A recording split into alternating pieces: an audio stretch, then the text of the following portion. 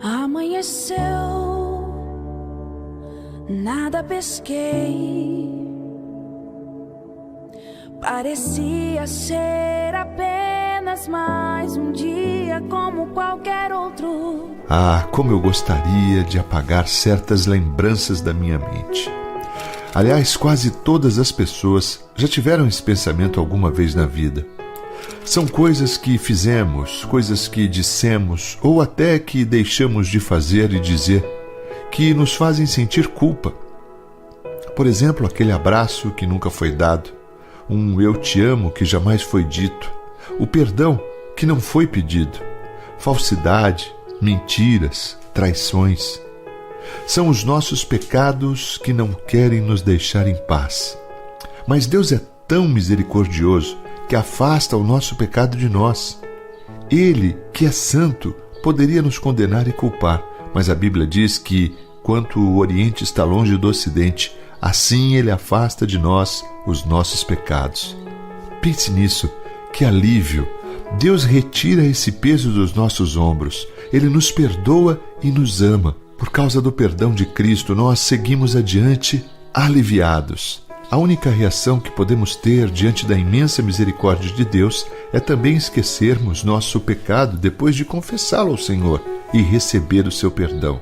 E depois prosseguir gratos, nos alegrando na sua maravilhosa graça. Sabe, não é novidade ou motivo de admiração para nenhum de nós que inimigos zombem e desprezem os seus desafetos. Mas ser desprezado por um amigo, isso sim é algo doloroso. Sabe, o amigo é alguém de quem esperamos apoio em todos os momentos. Alguém que perdoe os nossos erros e seja paciente, compreensivo e fiel. Trair a amizade é uma atitude que fere e marca o coração. Cuide das suas amizades, seja um bom amigo, seja fiel. Não fuja e nem zombe de algum amigo nas horas difíceis. Pelo contrário, dê sempre apoio e esteja presente. Sabe, as amizades são muito importantes em todos os momentos da nossa vida. Agora, se você for vítima de uma traição, se um amigo ou uma amiga lhe trair, siga o conselho que está no Salmo 55, verso 22, que diz: entregue os seus problemas ao Senhor e Ele o ajudará. Ele nunca deixa que fracasse a pessoa que lhe obedece. Lembre-se, Deus é o nosso amigo mais fiel. E que Deus possa ser um modelo para mim e para você de como devemos ser amigos e como devemos ser fiel nas nossas amizades. Sabe, apesar da explosão populacional mundial, uma das características das sociedades contemporâneas é mesmo a solidão. A solidão em que o ser humano vive. Existem diversas e variadas razões para isso acontecer, porém, todos são unânimes em afirmar que a solidão traz muito sofrimento. E ela não atinge apenas as pessoas que vivem sozinhas, filhos de pais separados, órfãos, solteiros, viúvos, aqueles que estão doentes ou encarcerados. Qualquer pessoa pode sofrer com a solidão. Há quem se sinta sozinho, inclusive, estando cercado de muita gente. Outro exemplo são casais, que muitas vezes vivem juntos, mas não cultivam intimidade. Para superar a tristeza e combater o sofrimento imposto pela solidão, Deus nos oferece o consolo de estar conosco todos os dias. E Ele é o nosso amigo mais verdadeiro. Sabe, Deus escuta tudo o que temos a dizer. E quando, através de Jesus Cristo, lhe entregamos todas as nossas dores e as expectativas do nosso coração, Ele supre as nossas necessidades.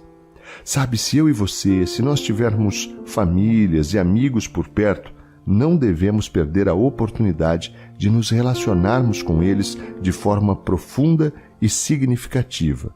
Mas saiba, em momentos quando a solidão vier, eu e você, nós devemos aproveitar a oportunidade para nos aproximarmos de Deus e desenvolvermos com Ele um relacionamento mais íntimo. Só o Senhor Deus conhece profundamente o nosso coração e somente Ele é capaz de acalmar qualquer sentimento de angústia e de solidão que possamos estar sentindo. Sabe, a mentira é um mal que pode minar relacionamentos, arruinar vidas, destruir a paz familiar e causar o caos numa sociedade. Mentir, exagerar, dizer meias verdades, dissimular, não corrigir enganos ou falsas impressões são hábitos intrínsecos ao ser humano, que dizem respeito à sua essência, à sua natureza pecadora. Mas sabe de uma coisa? Isso pode ser mudado. O que uma pessoa espera em ganhar não sendo autêntica e verdadeira em seus relacionamentos? A honestidade é uma qualidade imprescindível para todos aqueles que almejam ser uma pessoa completa e equilibrada. Não é possível alguém se relacionar com os outros, principalmente os membros da família, se não for honesto. Toda comunicação, para ser bem-sucedida, precisa ser fundamentada em confiança e integridade. Sabe, a verdade é parte integrante da Trindade.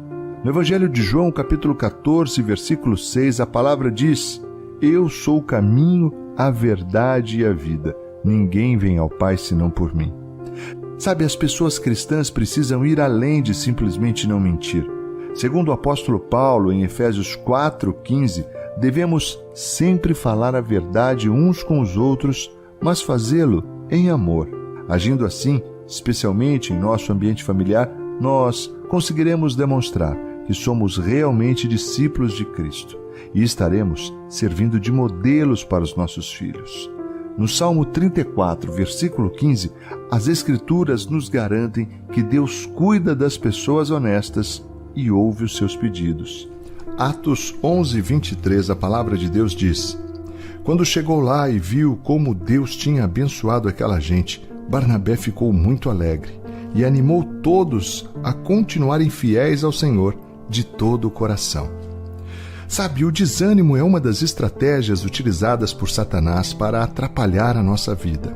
Quantas vezes você já passou por momentos difíceis que parecem sem solução?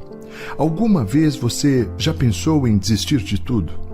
Pois é, muitas vezes o que eu e você necessitamos realmente é de um sorriso, um abraço e palavras de encorajamento, de apoio. O Novo Testamento fala sobre um encorajador, Barnabé. Em Atos 4, versículos 36 e 37, nós lemos que Barnabé significa aquele que dá ânimo. Em Atos 11:24 está escrito que Barnabé era um homem bom, cheio do Espírito Santo e de fé, e que animou todos a continuarem fiéis ao Senhor de todo o coração, conforme lemos. Sabe, Barnabé foi também um doador. A Bíblia nos diz que ele ofertou um terreno para ajudar os irmãos na fé. Ele esteve ao lado do apóstolo Paulo, como está registrado em Atos 9:27, Atos 13, de 1 a 3. O apoiou em horas difíceis e nunca procurou a fama. Dizem por aí que os cristãos nunca podem desanimar, mas isso não é verdade. Todos nós passamos por períodos de desânimo e precisamos de encorajadores. Por isso, pessoas como Barnabé são muito importantes. O trabalho de um encorajador é mais ou menos como o de um pai ou de uma mãe que ensina o filho a andar de bicicleta. Eles precisam segurar a bicicleta enquanto o filho tenta manter o equilíbrio. Se a criança cai, o pai ou a mãe precisa ampará-lo, consolá-lo e animá-lo a tentar novamente. Quando finalmente consegue andar sozinho, os pais comemoram com ele. O encorajador é aquele que permanece ao nosso lado quando precisamos de apoio, nos ampara nas horas de tristeza, nos mantém de pé quando necessário e comemora conosco quando estamos felizes. Encorajar é uma tarefa importante entre os cristãos. Foi o que Deus fez conosco através de Jesus Cristo. Jesus se tornou um ser humano como nós para nos salvar. O encorajamento é o método mais eficaz no ataque ao desânimo. Ele deve permear todos os relacionamentos no corpo de Cristo. Transmitir ânimo é transmitir a graça de Deus. João 20:19, a palavra de Deus diz: Naquele mesmo domingo à tarde, os discípulos de Jesus estavam reunidos de portas trancadas, com medo dos líderes judeus. Então Jesus chegou, ficou no meio deles e disse: Que a paz esteja com vocês. Por que essa tragédia aconteceu? De que valeu seguir o nosso mestre? Tudo está perdido agora. Ninguém poderá nos salvar.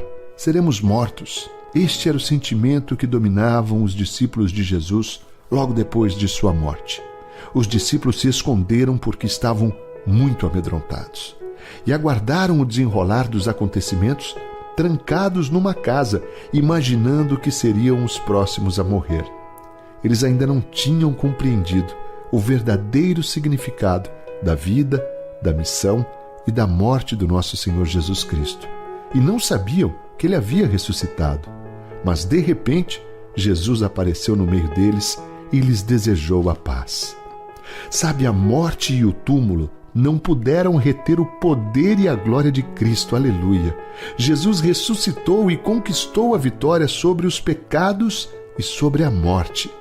Aqueles que confiam nele podem ter também esta certeza de que despertarão da morte para desfrutarem a vida eterna. Sabe, durante a nossa vida aqui nesta terra, nossos problemas não vão desaparecer ou se resolver num passe de mágicas, num instante. Mas o que eu e você podemos é confiar que Jesus estará conosco em todos os momentos, como ele mesmo afirmou em João 16:33, onde diz: "No mundo tereis aflições, mas tende bom ânimo, eu venci o mundo." Sabe, Jesus já sentiu o que sentimos, ele nos entende e se compadece de nós. Com Cristo, nós podemos ter paz mesmo passando por provações e viver sob a expectativa da vida eterna. Como ele mesmo disse, deixo com vocês a paz. É a minha paz que eu lhes dou. Não lhes dou a paz como o mundo a dá. Não fiquem aflitos, nem tenham medo. João 14:27. E mais, eu vou preparar um lugar para vocês, disse Jesus, e depois que eu for preparar o lugar para vocês, voltarei e os levarei comigo, para que onde eu estiver, vocês estejam também. Esta promessa é para minha e para a sua vida. Precisamos tomar posse e viver com a alegria daqueles que esperam a volta do Senhor. Na estrada que nos leva para junto de Cristo, caminhamos sob a bênção e a orientação da sua paz. Creia nesta palavra e tenha um tempo de alegria no meio das aflições. Salmo 77:2, a palavra de Deus diz: "Nas horas da aflição eu oro ao Senhor." Sabe, no Salmo 77, causa espanto o fato de que Asaf, o seu autor, parece culpar a Deus pelo seu sofrimento. Provavelmente esse é um dos primeiros sentimentos que temos diante da dor, diante da dificuldade, não é? Logo em seguida, invariavelmente, surge o questionamento: onde está Deus? Por que Ele não me livra deste problema? Sabe, confessar honestamente o que estamos sentindo é um dos primeiros passos para a cura. Asaf confessou o que estava sentindo e depois do desabafo, dos versículos 1 ao 5, e da dúvida sobre as ações de Deus que ele relata de 6 a 10, ele começou a puxar pela memória e analisar o seu passado. Então percebeu o quanto Deus já havia sido maravilhoso com ele, sendo fiel, amoroso e misericordioso. Essa lembrança fez com que Asaf se humilhasse diante do Pai e novamente depositasse a sua esperança nele. Sabe, eu quero falar com você hoje. Se você está sofrendo, lembre-se de tudo o que Deus já fez na sua vida. Derrame a sua aflição, a sua tristeza no altar do Senhor. Ele está pronto para tornar-se tudo o que você precisa nessa fase difícil de dor e provação. O seu refúgio, seu socorro, seu libertador é Ele. Você não está sozinho, você não está sozinha. Deus está ao seu lado agora. Aquiete o seu coração, medite na palavra e procure ouvir o que Ele tem a lhe dizer. Leia o Salmo 77. Vamos orar? Senhor Deus, Pai amado, muito obrigado por esse dia lindo que o Senhor fez. Muito obrigado, Pai, por esta palavra tão preciosa que vem ao encontro dos nossos corações neste tempo. Pai, dificuldades, tribulações, dor, tristeza, provação. Pai, somos tentados todos os dias, somos muitas vezes convidados a abandonar o caminho da palavra, ao caminho da esperança, mas nós queremos declarar com fé neste tempo, Pai, que o nosso refúgio é o Senhor e que nas horas da nossa aflição nós oramos ao Senhor, crendo que a providência do alto virá. Ó Deus, que nós possamos lembrar de tudo aquilo que o Senhor já fez por nós. Pai, que isso possa ser o suficiente para nos fortalecer diante de novas batalhas, entendendo que o Senhor é fiel para cumprir cada promessa na vida de cada irmão e cada irmã que ouve esta palavra neste tempo. Pai, que as tuas consolações, que o teu favor, a tua graça seja sobre cada uma dessas vidas aflitas agora. Pai, aquieta esses corações vem com tua paz e que eles possam experimentar a paz que excede todo o entendimento humano, a paz que vem do nosso Senhor Jesus, nome o qual nós oramos agradecidos. Amém e amém. Graças a Deus.